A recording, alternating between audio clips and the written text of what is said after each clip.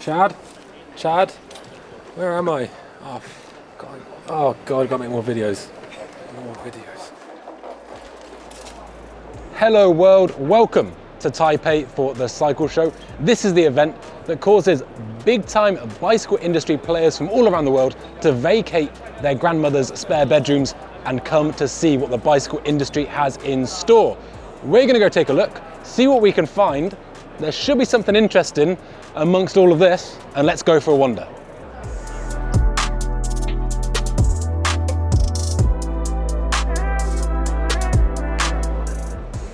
So we're here at L-twoo, which is a Chinese manufacturer of drivetrains, and they are showing off their new ERX system. Now, the interesting thing about this is actually it's far cheaper. In fact, you get this whole drivetrain for the price of, well, probably a SRAM AXS mech, although it has many of the same features, most notably that electronic shifting. Interestingly enough, they already have a mechanical mountain biking group set in 11 or 12 speed, and they hope to be bringing out, well, they will be bringing out the electronic mountain bike group set at some point this year. Whether we'll see it in North America, I'm not so sure, but it's good to have more players in the game and increases the likelihood of us seeing lower priced parts as OE spec in the mountain biking sphere. We're tracking down the superhead tube. Oh my God, it's glorious. The superhead tube. The steerer is longer than the legs. You must be very comfortable if you're very tall, to be fair. But just magnificent. The superhead tube. Taipei, baby. This way. What is it with old giants on car racks? All the car rack vendors have really old giants on, and it's just the way they do it.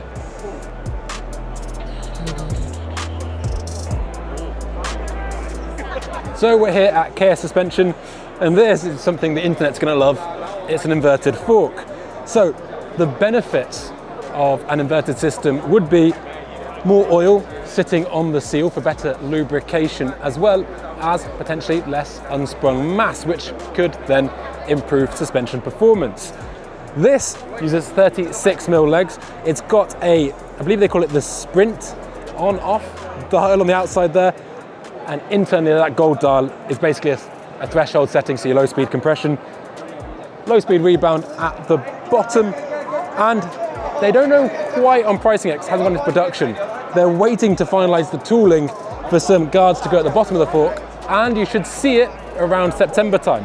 Similarly, they also have a new finish on that KS Lev Integra post, which, if you ask me, looks eerily similar to the Kashima finish on that Fox fork. However, KS say it's actually a different coating, a different anodization, because this is meant to be used with a dry lube system as opposed to oils. What that means is they then have to do less sealing around the head of the post to give a lighter action.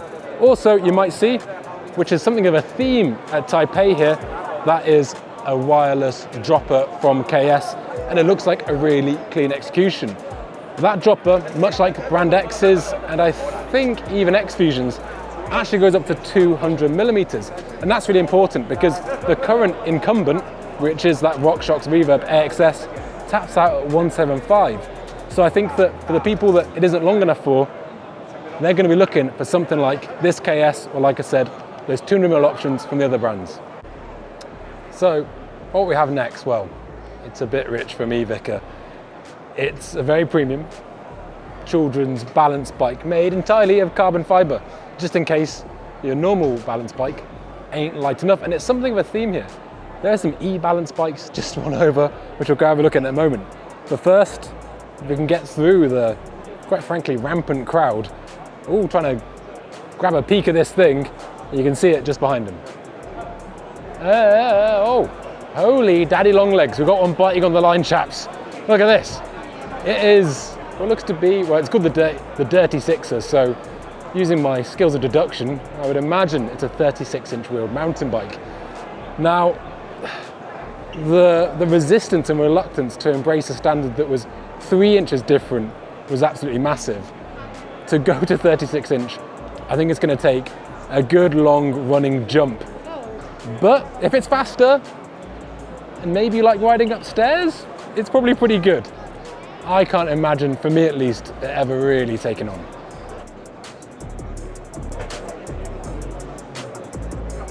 Sake, yes. Yeah. Yeah. Yeah. No. So we're here at Hayes, Manitou, Answer, who kind of all come under the same group, and they've got a couple little things going on. Firstly, the Dominion is coming in a limited run of purple, which is kind of a hark back to the glory days, I suppose. That's gonna be super limited. I think there can be like 400 available worldwide. So super limited availability. Also, what caught my eye was this absolutely monstrous, is it 70? Yeah, 76mm rise handlebar. It comes in 810mm width without that brace. So needless to say, I would imagine it would be quite comfortable. Now, the thing with a high-rise bar that you can achieve more so than just raising those stem spaces up is basically, as you go a higher stem on your fork steerer, what you're going to do is actually reduce your reach figure, essentially making the bike shorter, which might be what you want, but it may well not be what you're after. So a high-rise bar can remedy that. However, once you get really high-rise bars, and the reason you don't see many World Cup races running them, is that it's kind of a consistency thing, because there's so much rise, a bit of tilt can quickly affect back sweep. So you have to be really, really careful with positioning. But I think it's probably good. It's probably going to get some people out of a tight spot. The other thing which I thought was pretty cool, I don't know how new they are, but I just quite like them, are these grips. In fact, they're on this bar here. They're kind of kids range they're doing. And so basically you can get a couple of different diameter grips here. However, obviously you need that clamp size, that 25.4 I believe, for your brake or shifter. So I don't know, thought it was pretty cool. Nice little itty bitty kids handlebar. And I thought, you know what, that's all right by me. There are rumours of more forks coming from Manitou, but details are thin on the ground and they're quite reluctant to, you know, commit anything to exact detail. However, you can see through their range here that their kind of pro level forks are going to that polished fork crown, which I think looks really smart. We're seeing brands go different ways to try and have their own little corner carved out in terms of looks. I think, to be honest, that's one of the classier executions. I think it looks mint. So that's a wrap for day 2. I wanted to track down MRP. Honestly, I have no idea where they are. I've been there before, I know it exists, I just can't find their booth, but they've got some cool little chain guides I want to talk you through. However, thank you very much for watching. Now, all of these things we're covering, well, most of them have an accompanying article on the site, so please do visit them should you be interested. If not, no worries. Thanks guys, and we'll catch you next time.